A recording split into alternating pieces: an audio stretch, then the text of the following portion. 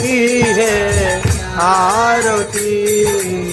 पापियों को पाप से ही श्रीमद्भागवत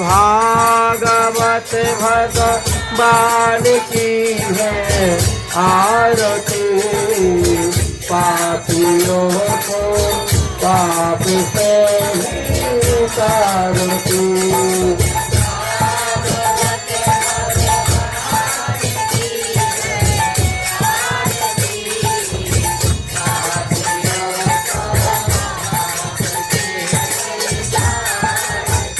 ये अमर ग्रंथ ये मुक्ति पंथ ये पंचम वेद निराला। नव ज्योति जगाने वाला ये अमर ग्रंथ ये मुक्ति पंथ ये पंचम वेद निराला। नव ज्योति हरि नाम ही हरि नाम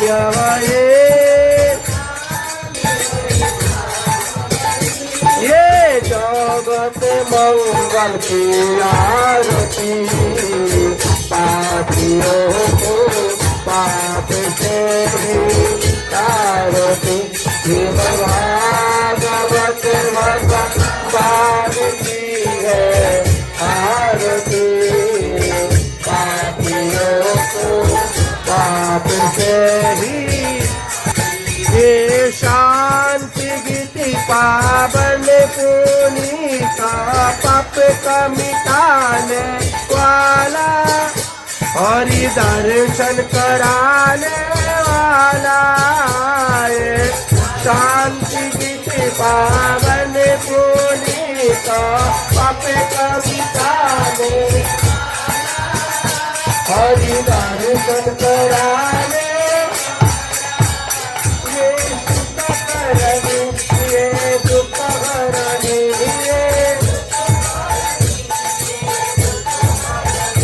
ये सुख करने ये दुख हरने।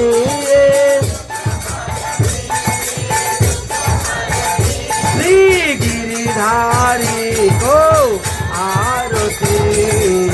पापियों को पाप से ही तारती। श्रीमद्भागवत भगवान आरती। पापियों को पाप ये मधुर गुण शत पंथ कुल शत मार्ग दिखाने वाला। गिरी को बनाने वाला।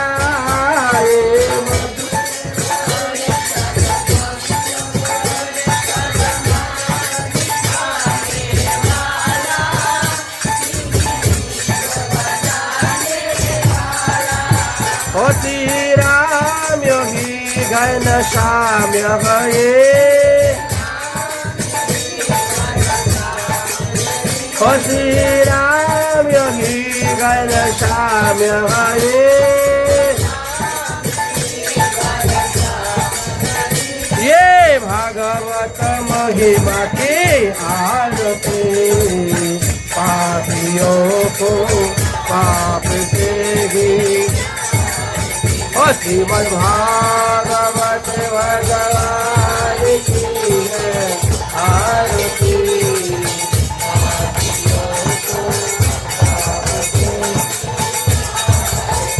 हरे कृष्ण कृष्ण कृष्ण हरे हरे। हरे राम राम राम हरे हरे।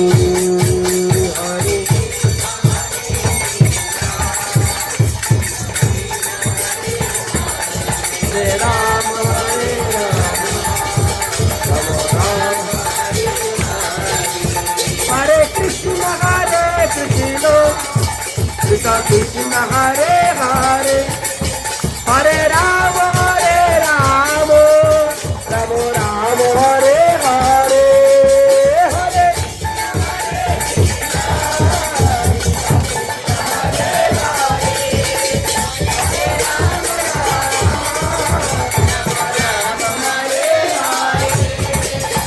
জয় রাধে রাধে রাধে জয় রাধে রাধে রাধে জয়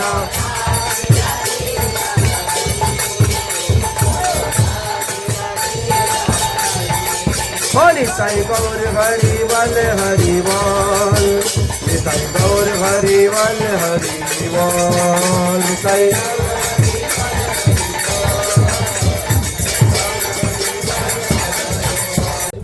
গুরুবে গৌরচন্দ্রায়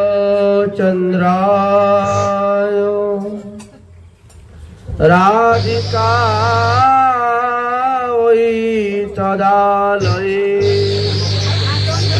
কৃষ্ণায় কৃষ্ণ ভক্তায় তদ্ভক্তায় নমো নমঃ।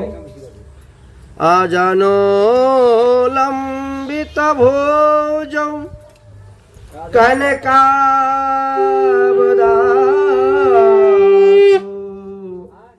সংকীর্তনৈকপিতরু কমলায়তাক্ষু বিশ্বম্বর দ্বিজবর যোগধর্ম পালু বন্দে জগতে প্রিয় করুণাবতারু। সুধী ভক্তবৃন্দগণ, কলিযুগ পাবন অবতার শ্রী শ্রী গৌরাঙ্গ মহাপ্রভুর জীবন চরিত্রাবতী লীলা কথা আস্বাদন করার জন্য আমরা এখানে সমবেত হয়েছি। বিগত দুদিন যাবৎ আমরা গৌর লীলা আস্বাদন করেছি। প্রথম দিন গৌর অবতারের ভূমিকা সম্পর্কে আলোচনা হয়েছে। দ্বিতীয় দিবসে মহাপ্রভুর বাল্যলীলা কিঞ্চিত আমরা আস্বাদন করেছি। তো গতকালকে মহাপ্রভু একটি কুকুর ছানাকে উদ্ধার করেছিলেন, যে কুকুর ছানা ছিলেন দাপর যুগে বিশেষ্য নামক রাজা। এর দ্বারা দেখালেন কি আমাদেরকে, এক হলো পাপ আর এক হলো অপরাধ। পাপ পরিণামের দ্বারা শেষ হয়ে যায়, কিন্তু অপরাধ এত তাড়াতাড়ি যায় না। প্রারব্ধ কর্ম যদি কেউ কাটাতে চায় তাহলে তৈল ধারাবত তাকে ভজন করে যেতে হবে। ভজন করার সময় লক্ষ্য রাখতে হবে যে আমাদের 6 প্রকার বৈষ্ণব অপরাধ, 10 প্রকার ধাম অপরাধ, 10 প্রকার নাম অপরাধ আর 32 প্রকার সেবা অপরাধ যাতে না হয়। কারণ অপরাধগুলি পাপ হইতে অনেক ভারী। যাই হোক, মহাপ্রভুর কৃপায় সেই প্রশাসন রাজা, বিশেষণ রাজা অল্পতেই কুকুরজনি থেকে উদ্ধার হয়ে চলে গেলেন। দেখতে দেখতে মহাপ্রভুর বয়স এখন 5 বৎসর হয়ে গিয়েছে। সারাদিন পাড়ায় পাড়ায় ঠই ঠই করে ঘুরে বেড়ান, ছোট ছোট বালকদের সঙ্গে খেলাধুলা করেন, খেলাধুলায় মত্ত। এখনো ওনার হাতে করি হয় নাই, এখনো স্কুলে যান নাই, খেলাধুলা চলছে। একদিন ষষ্ঠী দেবী মনে মনে চিন্তা করলেন, ছেলেটা বড় দুষ্ট হয়ে যাচ্ছে, তার মধ্যে নানা রকম অশুভ অমঙ্গল আদি স্বপ্নে দেখি, নানা রকম দুশ্চিন্তা। এই সমস্ত চিন্তাকে দূর করার জন্য ভাবলেন যে একটু ষষ্ঠী পূজা করব, একটু ভালোভাবে মা ষষ্ঠী দেবীর পূজা করব। তাই ষষ্ঠী দেবীর পূজা করার যে বিধিবিধান নিয়ম আছে, সেই নিয়ম অনুসারে বেশ কিছু মহিলাকে একত্রিত করলেন। ষষ্ঠী পূজার জন্য পান, সুপারি, সিঁদুর, হরিতকি, চাল, আলু, কলা, বিভিন্ন রকম ফল আদি দিয়ে সুন্দর করে নৈবেদ্য সাজিয়ে এবার তিনি রওনা হয়েছেন ষষ্ঠী পূজায় যাবেন। চৈতন্য মঙ্গল গ্রন্থেতে লোচন দাস ঠাকুর খুব সুন্দর একটি পদ রচনা করেছেন। একদিন সচি দেবী মনেতে অনুভাবি, একদিন সচি দেবী মনেতে অনুভাবি, ষষ্ঠী ব্রত করিবারে যায়, ষষ্ঠী ব্রত করিবারে যায়।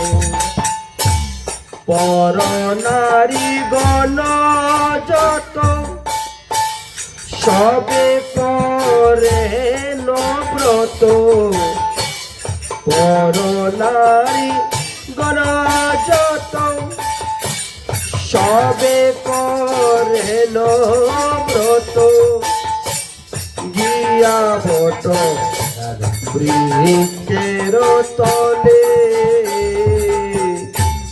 গিয়া ব্রত বৃক্ষের তলে, নৈবেদ্য সজ্জন করি সূর্য আচন, আচলে ঢাকিয়া লইল, আচলে ঢাকিয়া লইল, ব্রত করিবারে যায় সব বট তলে, ব্রত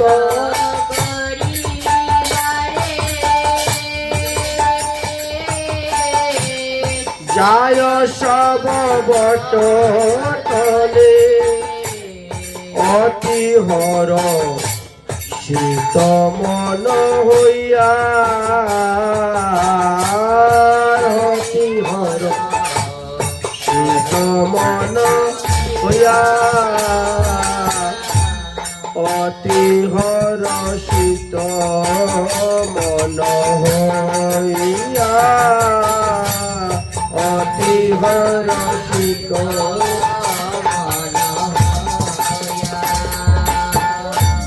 হেন সময়ে বিশ্বম্ভর রায়,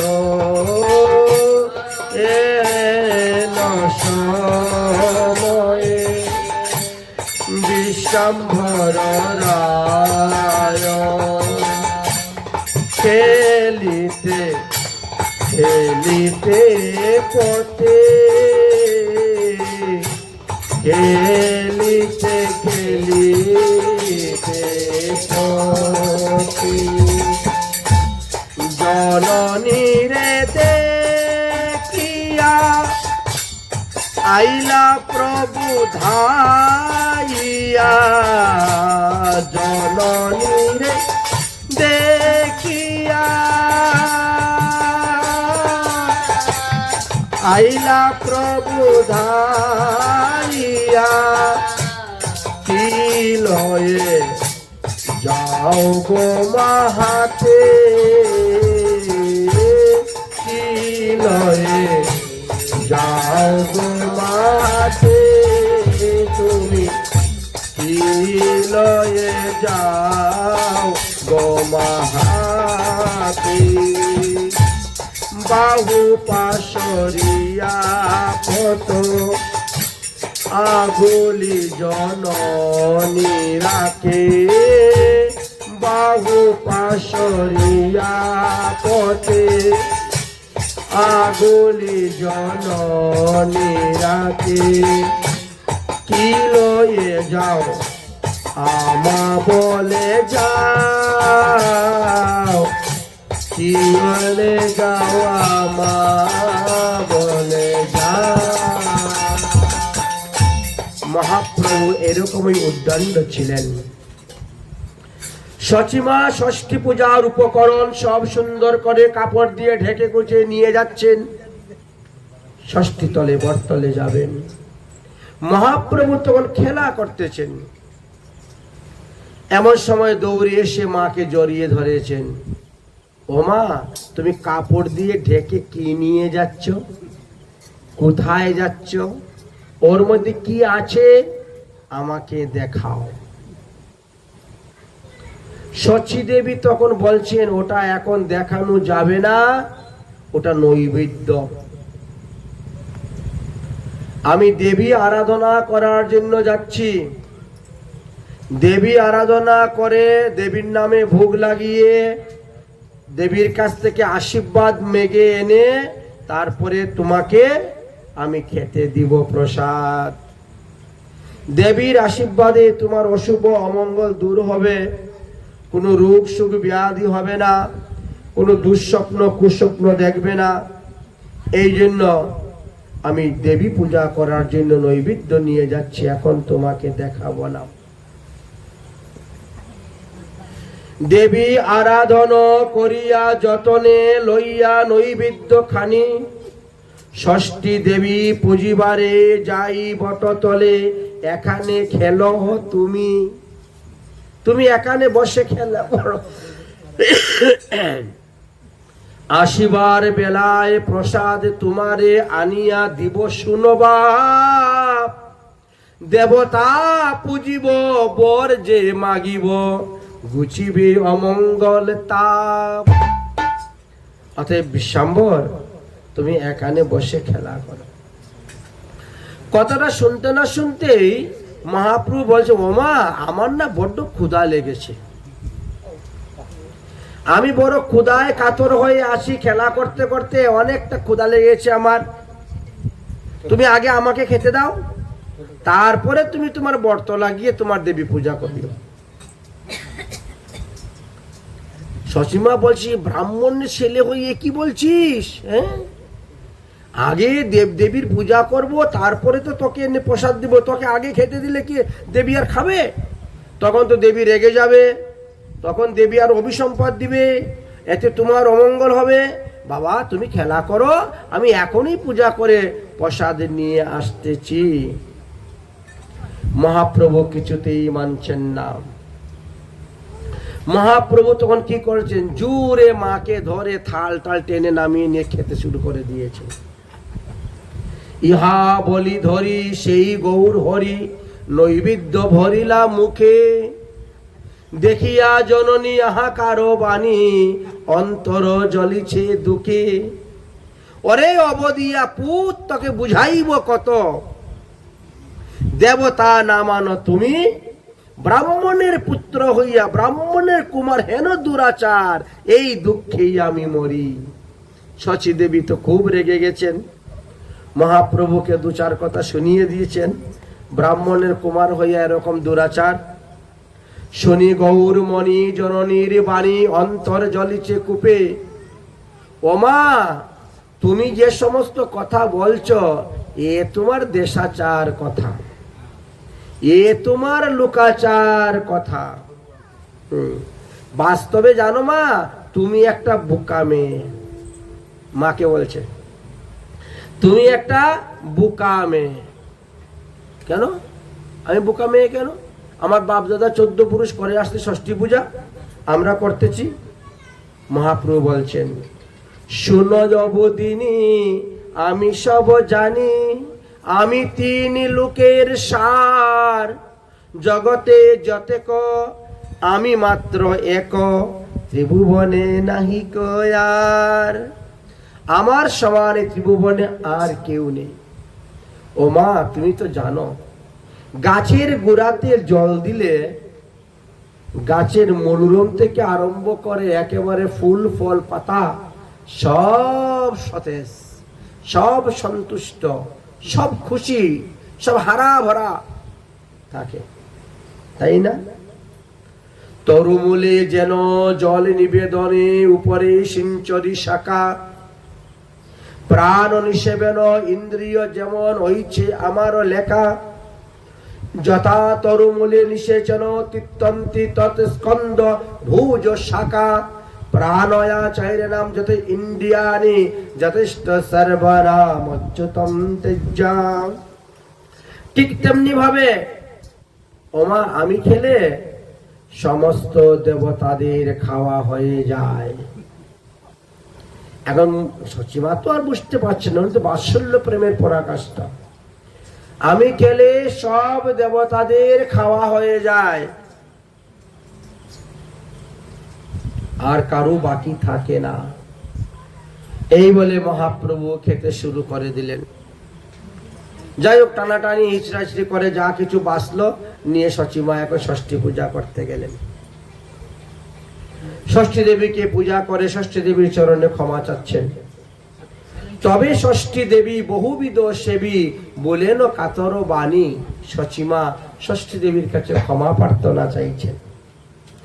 এ মোর ছাওয়াল বড়ই ধামাল, দুষ ক্ষমিবে আপনি। তুমি দিলে মুরে এই খেপা ছেলে, কেমনে করিবে রুষ। করিবে কল্যাণ মোর এই নন্দন রে, না লইও কোনো দোষ। দেবীর কাছে প্রার্থনা করছে।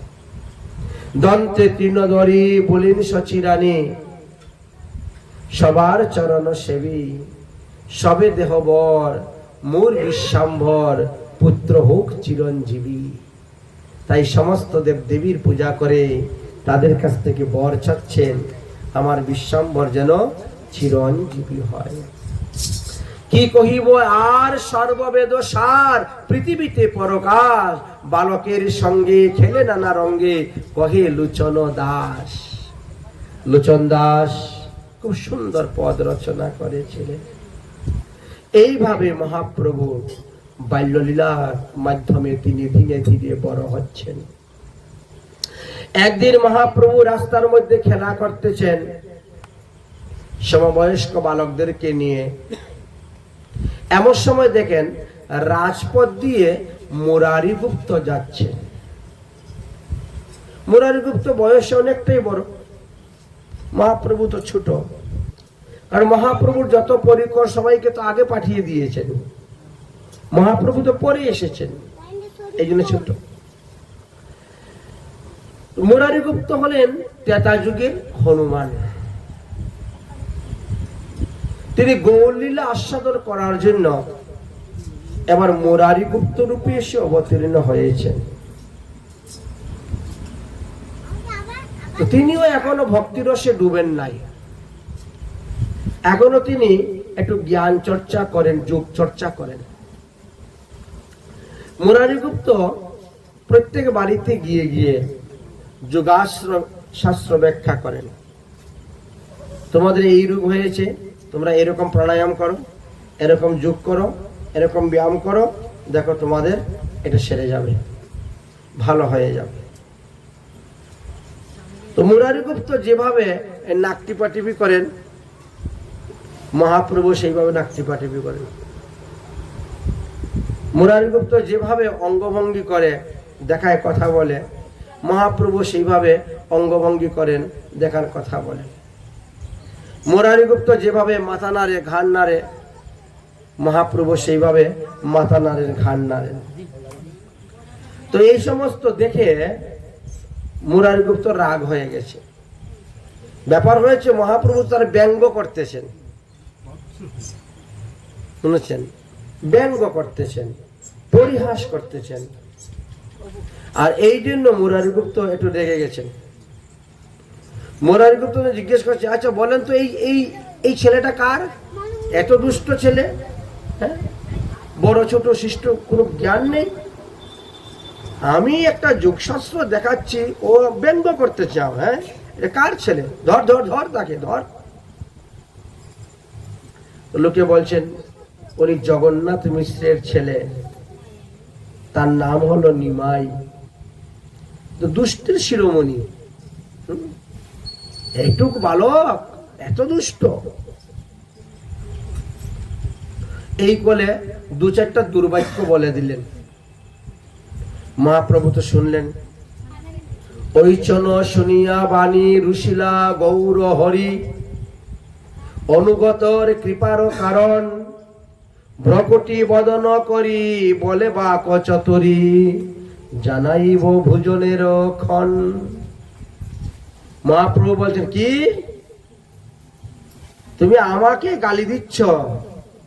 ঠিক আছে বেটা, তুমি যখন ঘরে গিয়ে খেতে বসবে তখন তোমার মজাটা দেখাইব। জানাইব ভোজনের ক্ষণ। দেখেন মহাপ্রভুর অনুগত জন যারা ছিলেন তাদের সঙ্গে তিনি খেলানেলা করতেন, অন্যদের সঙ্গে নয়। মুরারিগুপ্ত তিনার অনুগত জন তো, মহাপ্রভুই তো ত্রেতা যুগে রাম রূপে এসেছেন, মুরারিগুপ্ত হনুমান লীলা করেছেন। মুরারিগুপ্ত একটু ক্রোধিত হয়ে গেলেন, এইটুকু ছেলে বলে আমাকে মজা দেখাবে। হ্যাঁ, দেখেছ কত বড় সাহস। মনটা খারাপ হয়ে গেল, আজকে আর যোগ ব্যায়াম দেখানো যাবে না, প্রাণায়াম টানায়াম দেখানো যাবে না, আজ চললাম। চলে গেছেন মুরারিগুপ্ত নিজ গৃহে, রান্না করেছেন, ভোগ দিয়েছেন, এবার প্রসাদ পেতে বসবেন। এক দু গ্রাস প্রসাদ মুখে দিয়েছেন, এমন সময় মহাপ্রভু চলে এসেছেন। বড় গম্ভীর সুরে বলছেন, মুরারি, ও মুরারি। দেখতে তো পায় না, চতুর্দিকে তাকাচ্ছে, এদিকে ওদিকে তাকাচ্ছে, মেঘ গম্ভীর না দিতে তিনি মুরারিকে ডাকতেছেন, মুরারি, ও মুরারি, এই বলে বারে বারে ডাকতে শুরু করেছেন, কিন্তু দেখতে পাচ্ছেন না। এদিক ওদিক চতুর্দিকে তাকাচ্ছেন, কোথায় কোন রূপে দেখতে পাচ্ছেন না। একবার নয়, দুবার নয়, তিনবার নয়, চারবার নয়। তারপরে তিনি খাবার থেকে উঠে গেলেন, খাবার থেকে উঠে গেলেন, উঠে গিয়ে এদিকে তাকাচ্ছেন, ওদিকে তাকাচ্ছেন, কিন্তু দেখতে পাচ্ছেন না। বুঝছেন? মুরারি তখন বুঝতে পারলেন বিশ্বাম্বর তাহলে এসেছে, নিমাই আমাকে বলছিল ভোজনের কালে আমাকে মজা দেখাবে, তাহলে সে এসে গেছে। এদিক ওদিক তাকাচ্ছেন, দেখতে পাচ্ছেন না। মহাপ্রভু বলছেন, তরস্ত না হইও তুমি, এখানে আছি আমি, ভোজন করহ তুমি। এত ব্যস্ত হইও না, আমি এখানেই আছি, চিন্তা করিও না, আমি এখানেই আছি। মধ্যাহ্ন ভোজন বেলা ধীরে ধীরে নিতে গেলা, অতএব তুমি তোমার ভোজন করো। শোনো মুরারি, তুমি কেন এসেছো এই কলিতে? তুমি তো এসেছো ভক্তি যুগ প্রচার করার জন্য, কিন্তু ভক্তি যুগ প্রচার না করে তুমি জ্ঞান কর্ম যুগ এইসব কেন প্রচার করে বেড়াচ্ছ? গৌর সুন্দর বলছেন, ভক্তিকে লুকাইয়ে রেখে তুমি জ্ঞান কর্ম যুগ কেন ব্যাখ্যা করে যাচ্ছ? আর এটাই যদি তোমাদের ইচ্ছা ছিল তাহলে আমাকেই বা আনলে কেন? আমাকে আনার তো মূল কারণ হলো ভক্তি প্রচার। জ্ঞান কর্ম যোগ এ নহি কৃষ্ণ বশ, কৃষ্ণ বশের হেতু চাই প্রেম ভক্তি রস। জ্ঞানী কর্মী এবং যোগীরা পথ চলতে চলতে যদি পড়ে যায় তাহলে তাদের পতন হয়ে যায়। কারণ জ্ঞানী কর্মী আর যোগী তারা যায় ভগবানকে ধরার জন্য, ধরতে গেলে পা পিছকার ভয় আছে, পদস্খলনের ভয় আছে। অথচ প্রেমী ভক্ত তাদেরকে ভগবান আসেন ধরতে, তাদের পতনের কোনো ভয় নাই, পদস্খলনের কোনো ভয় নাই। তাই তুমি জ্ঞান কর্ম যোগ ছাড়ে ভক্তির প্রচার করো। জ্ঞান কর্ম উপেক্ষিয়া কৃষ্ণ ভজ মন দিয়া রসিকি বিদগ্ধ চিন্দনা। কিন্তু মহাপ্রভুকে তো দেখতে পাচ্ছে না, শুধু খালি গুরু গম্ভীর সুরে শুনতেছে। ভৌতিক যাহারও দৃষ্টি, ও নহে জ্ঞান ভজন পুষ্টি। নাহি বুঝে বুঝে অতি মন্দ, পরম দয়াল হরি তিহু সর্বশক্তি ধরি। জীবের সম্ভরে অভি কথা, তিহু ব্রহ্ম সনাতন গোপীর জীবন ধন। না বুঝিয়া কেন দেহ বৃথা। হরি ভজন না করে তুমি যে এই নাক টিপাটিপি করে যাচ্ছ, আর লোককে জ্ঞান কর্ম যোগ দেখাচ্ছ, শেখাচ্ছ, এতে জীবেরও কল্যাণ হবে না, তোমারও কল্যাণ হবে না। এই বলে মহাপ্রভু চলে গেলেন। আর মহাপ্রভুর কোনো শব্দ শুনতে পেল না। মুরারিগুপ্ত চিন্তা করে লাগলেন, আমি একই শুনলাম, আমি একই দেখলাম, কোথায় গেল নিমাই, কোথায় গেল নিমাই। এই কথা চিন্তা করতে করতে মুরারিগুপ্ত এবার জগন্নাথ মিশ্রের বাড়ির দিকে দৌড়তে শুরু করেছে। মহাপ্রভু তো সেখান থেকে এক দৌড় দিয়েছেন, ঘরে গিয়ে পালঙ্কের মধ্যে শুয়ে পড়েছেন। বাড়িতে গিয়ে পালঙ্কে শুয়ে পড়েছেন। এদিকে মুরারিগুপ্ত গিয়ে উপস্থিত। জগন্নাথ মিশ্র, জগন্নাথ মিশ্র, শচী দেবী বেরিয়েছেন। আমার আমার ছেলে কি তোমার কোনো ক্ষতিরতি করেছে? জানেন তো ছেলে বড় দুষ্ট, প্রায় বিচার আসে, নালিশ আসে। হ্যাঁ, দেখো ছোট বাচ্চা বুঝে না, ক্ষমা করে দিও, অনেক কিছু বলছেন। কোথায় আপনার ছেলে, কোথায়? ছেলে তো আমার ঘরে ঘুমাচ্ছে। সচিমা যখন ঘর থেকে বেরোচ্ছে, বারিন্দায় পালঙ্কে ঘুমাচ্ছে। ছেলে তো আমার ঘরে ঘুমাচ্ছে। বলেন কি, এই মাত্র আমার বাড়িতে গিয়েছিল? আরে সে তো কখন থেকে ঘুমিয়ে আছে, তোমার বাড়ি কখন গেল? মুরারিগুপ্ত তো অবাক, আমাকে গিয়ে এত শাসন টাসন করলো, এত কিছু করলো, আর এখন বলছে ঘুমাচ্ছে। তিনি আর কিছুই বললেন না, চুপ হয়ে গেলেন। দেহের মধ্যে নির্বেদ এসে গেল।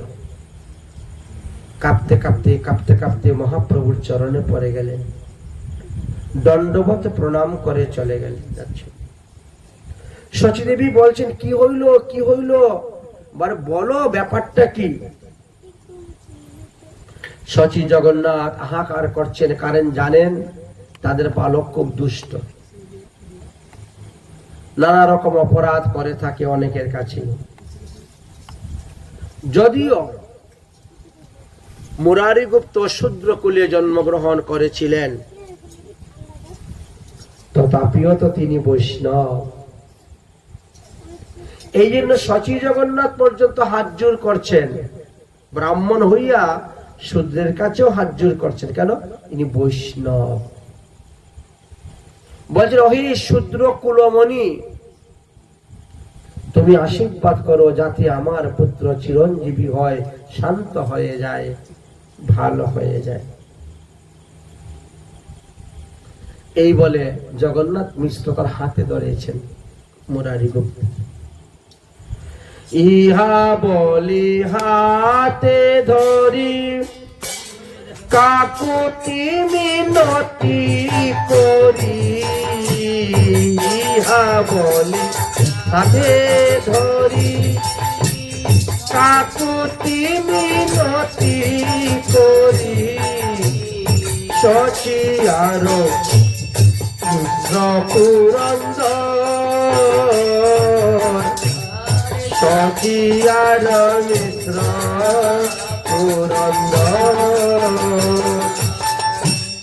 হাসি বলে মুরারি,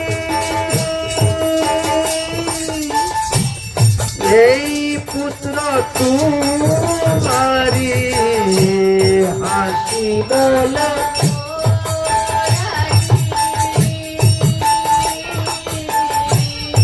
এই পুত্র তোমারি দেব দেব দেব বিশ্বাম্বর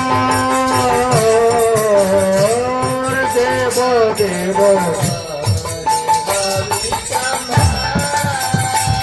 আর দেব দেব দেব বিশ্বাম্বর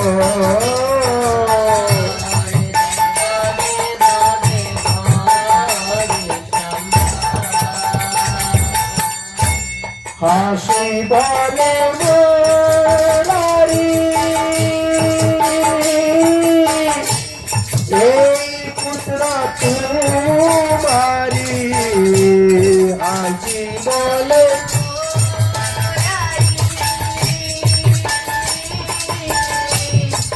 এই পুত্র তোমারি দেব দেব দেব বিশ্বাম্বর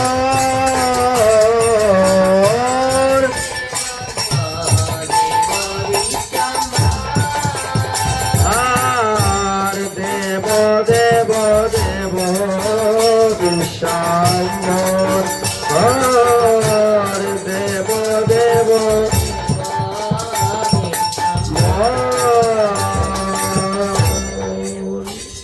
আমার মনে হয় তোমার এই ছেলে স্বয়ং ভগবান।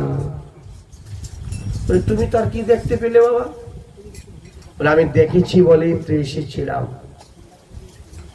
সুতরাং এই ছেলেকে অতি সাবধানে রাখিও, যত্ন করে রাখিও। এই বলে মহাপ্রভুর চরণে প্রণাম করে মুরারি গুপ্ত চলে গেলেন অদ্বৈত আচার্যের গৃহে। অদ্বৈত আচার্যের গৃহে উপস্থিত হলেন। অদ্বৈত আচার্যকে দণ্ডপথ প্রণাম করে সমস্ত ঘটনাগুলা বললেন। অদ্বৈত আচার্য বলেন, মুরারি গুপ্ত তুমি ঠিকই ধরতে পেরেছ, ইনি হলেন আমাদের প্রাণের ঠাকুর। যথা সময়ে তিনি প্রকাশ হবেন। এখন তিনি গুপ্ত অবস্থায় আছেন, বাল্য লীলা করছেন। যথা সময়ে তিনি প্রকাশ হইবেন, অপেক্ষা করো। তিনি হলেন আমাদের ত্রাণকর্তা, তিনি হবেন জগতের উদ্ধার কর্তা, তিনি হবেন কলিযুগের পাবন অবতার। তবে কথাগুলো এখন গোপন রাখো। যতদিন পর্যন্ত মহাপ্রভু স্বইচ্ছায় নিজে প্রকাশ না হন, ততদিন পর্যন্ত এই সমস্ত কথাগুলাকে গোপন রাখতে হবে। ঠিক আছে, এইভাবে বলে তিনাকে বিদায় দিলেন। হরিদাস ঠাকুর অদ্বৈত প্রভুর সঙ্গে থাকেন, অদ্বৈত প্রভুর গৃহে অবস্থান করেন। ওখানে উঠা বসা, খাওয়া দাওয়া, সাধন ভজন চলছে দুজনে মিলেই। একদিকে অদ্বৈত প্রভু গঙ্গা জল তুলসী পাতা দিয়ে শালগ্রাম শিলা সেবা করে যাচ্ছেন, আর একদিকে নামাচার্য হরিদাস ঠাকুর প্রতি মাসে 1 কোটি হরিনাম করে যাচ্ছে। মানে প্রতিদিন 3 লক্ষেরও বেশি হরিনাম তিনি করতেন। এইভাবে মহাপ্রভু নিজেকে সর্বদা লুকিয়ে রাখতেন, মাতা পিতারা যাতে বুঝতে না পারে আমার ছেলে স্বয়ং ভগবান। এই জন্য তিনি নিজেকে সর্বদাই লুকিয়ে রাখতেন। শিশুদের সঙ্গে খেলাধুলা করতেন। অনেক অনেক নাগরিকগণ তারা কলসি কাকে নিয়ে গঙ্গায় জল আনতে যেত, মহাপ্রভু তাদের সঙ্গেও নানা প্রকার উদ্বন্দ্ব করতেন। কেউ জল আনতে যাচ্ছে, তাকে বালু দিয়ে দিতেন, উকরার বিচি মাথার চুলের মধ্যে দিয়ে দিতেন। কেউ স্নান করে উঠে যাচ্ছে, মুখের মধ্যে জল নিয়ে কুলকুচি করে গায়ের মধ্যে ফেলে দিতেন। আবার গিয়ে স্নান করতে হচ্ছে। কেউ ধুতিটা রেখে স্নানে নামছে, ধুতিটা নিয়ে চলে যেতেন। কেউ হয়তো পূজার সামগ্রী নিয়ে এসেছে, গঙ্গা স্নান করে শিব পূজা করবে, ও সব উনি খেয়ে নিতেন, ফলমূল যা ছিল নিজেই খাইয়া দিয়া বাস, তারপরে শিব পূজা শুরু করে দিতেন। তো এইভাবে করতেন। তো প্রায় সময় লোক এসে তিনাকে বিচার দিত, সচি মায়ের কাছে, জগন্নাথ মিশ্রের কাছে বিচার দিতেন। যাই হোক, মহাপ্রভু এক এক সময় এক এক প্রকার লীলা করেন। কখনো কখনো মহাপ্রভু নিজেই হাততালি দিয়ে অঙ্গনের মধ্যে কীর্তন করতে শুরু করেন, নৃত্য করতে শুরু করেন। দেখা দেখি 10-5 জন এসে উপস্থিত হন আর মহাপ্রভু নৃত্য করেন। কখনো কখনো নিজে নিজেই সুন্দরভাবে তিলক করেন, তিলক করে একেবারে সেজে গুজে, ব্রাহ্মণের ছেলে সেই রকম সেজে গুজেই চলাফেরা করেন। এক এক সময় এক এক প্রকার লীলা করে যাচ্ছেন। ভগবানের লীলা বুঝা বড় ভার। তিনি যদি কাউকে কৃপা করে না বুঝায় তাহলে বুঝতে পারবে না। যাই হোক, মহাজনগণ খুব সুন্দর সুন্দর পদ রচনা করেছেন। সুন্দর বালা সচির দুলালা নাচত শ্রী হরি কীর্তন মে। সুন্দর বালা সচির দুলালা নাচত শ্রী হরি কীর্তন মে। নাচত শ্রী সচির অঙ্গন মে। নাচত শ্রী সচির অঙ্গন মে। সুন্দর বালা সচির দুলালা সুন্দর সচির দুলালা সচি অঙ্গন মে। নাচত শ্রী সচি অঙ্গন মে। ভালে চন্দন তিলক মনোহর ভালে চন্দন তিলক অলক শোভে কপুল নামে। অলক শোভে কপুল নামে।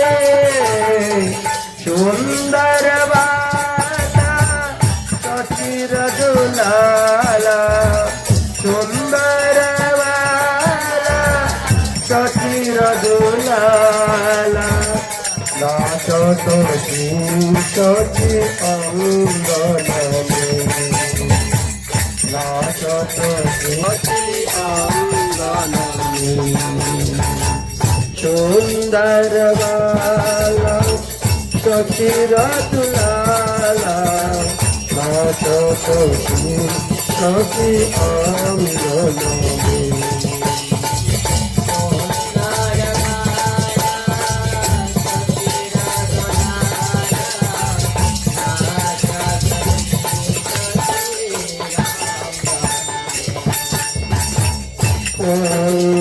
চূড়া তারা শিরালে বন ফুল মালা হিয়া পর তুলে।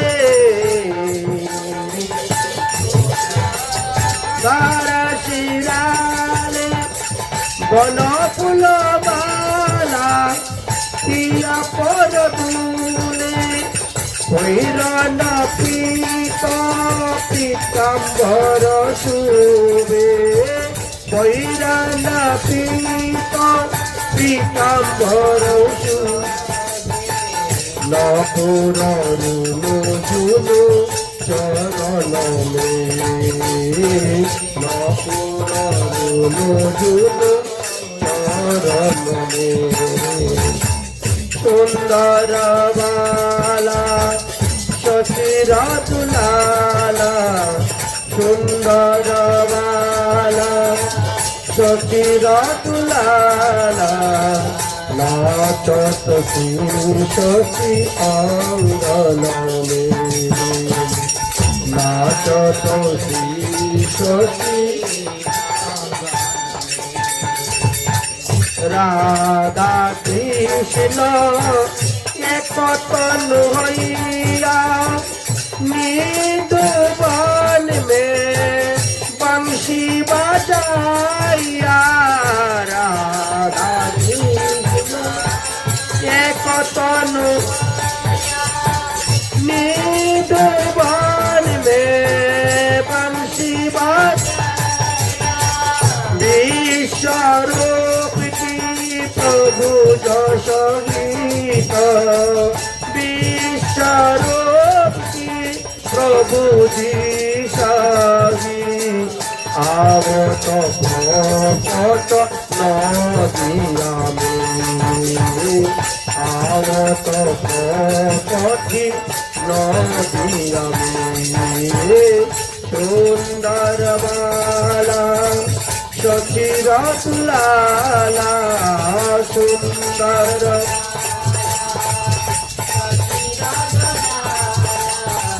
नाचत शशी अङ्गने नाचत शशी अङ्गने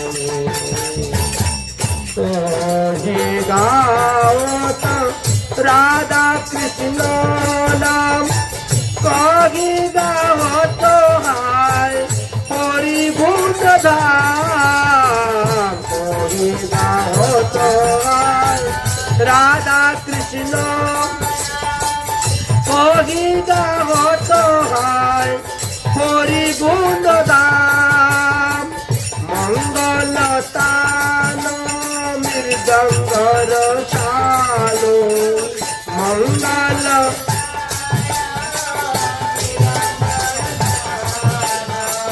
बाजत हाय शची अंगन में बाजत हाय शची अंगन में सुंदर वाला शशीरतुलाला सुंदर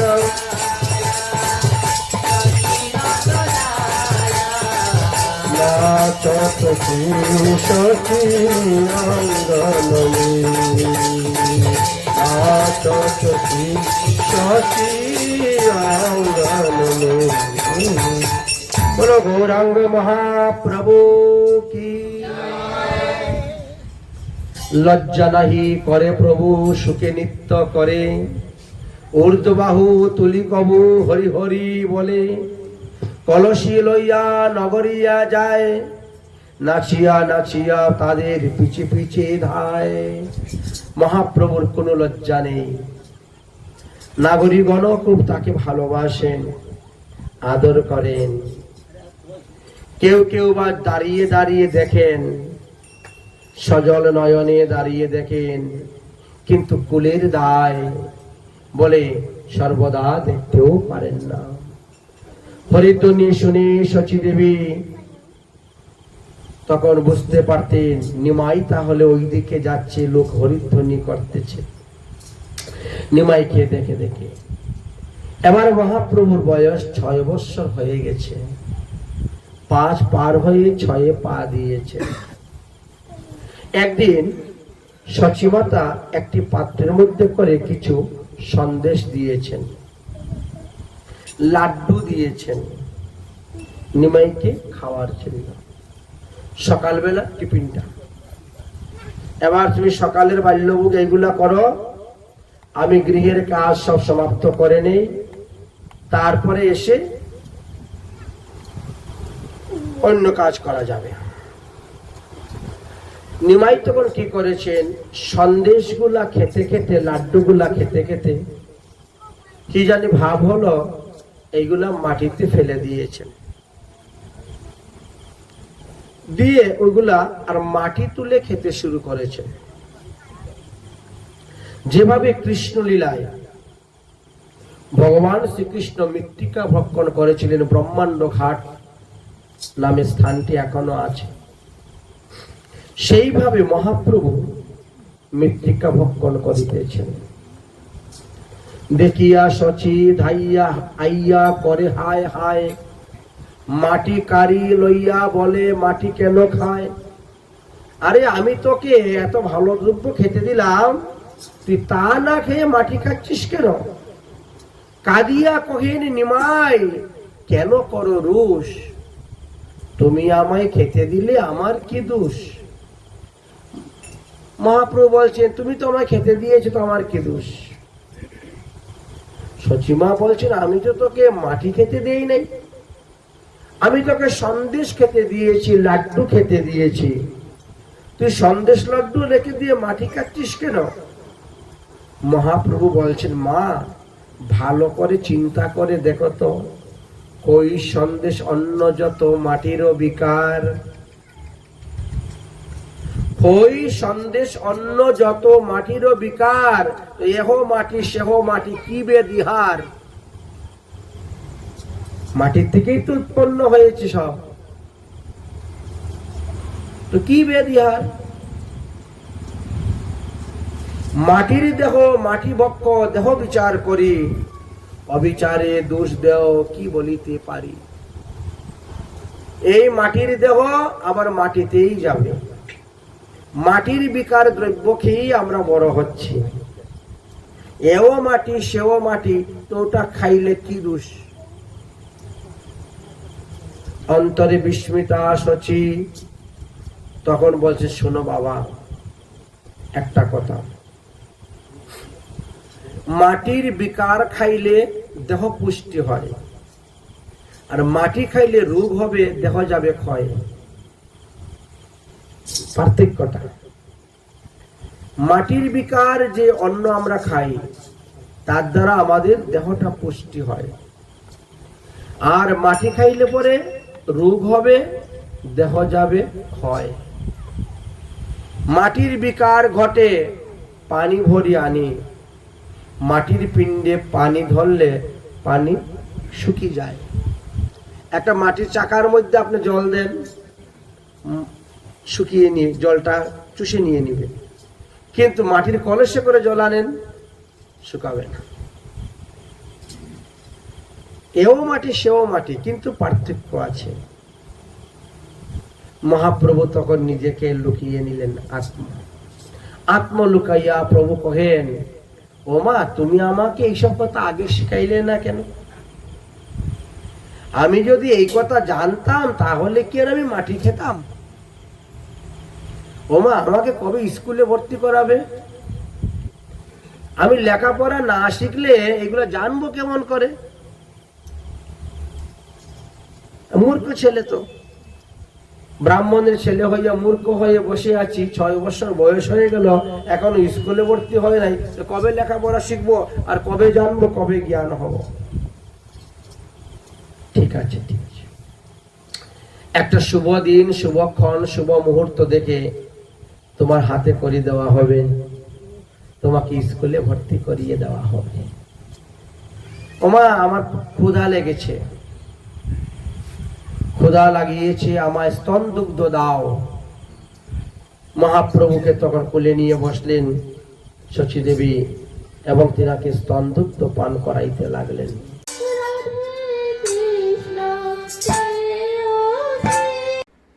সুধী ভক্তবৃন্দগণ, আজ হলো 15 জুন 2026 খ্রিস্টাব্দ সোমবার। আজ পুরুষোত্তম মাস নিবৃত্তি হয়ে গেছে, তাই আমরা ভগবানকে চৈব্যচেষ্য লেচ্চপেয় রান্না করে ভোগ দিয়েছি। পনিরের রসা, চাটনি, পায়াস, ডাল, 5 রকমের ভাজি ইত্যাদি ইত্যাদি অনেক দ্রব্য ভোগ দেওয়া হয়েছে। এদিকে চাউল রং করা হয়েছে আসন পত্রিকা স্থাপন করার জন্য, সাদা, লাল, কালো, সবুজ, হলুদ। এদিকে কাপড় সব বাঁধা হয়ে গেছে চৌকির মধ্যে আসন তৈরি করার জন্য, যেহেতু আগামী বুধবারে গৃহপ্রবেশ, আজকে হলো সোমবার, কালকের দিনটা মধ্যেখানে আছে মঙ্গলবার, এই জন্য আমরা আসন পত্রিকা তৈরি করলাম। আজকে বসে বসে সর্বত্রভদ্র আসন, নবগ্রহ আসন, সুরসমাতৃকা আসন, 64 যোগিনীর আসন ইত্যাদি ইত্যাদি অনেকগুলি আসন তৈরি করা হয়েছে। গৃহপ্রবেশ করতে গেলে অনেক কিছু বিধিবিধানের নিয়ম আছে। আর আষাঢ় মাসের 2 তারিখ আগামী বুধবারে গৃহপ্রবেশের শুভ মুহূর্ত আছে।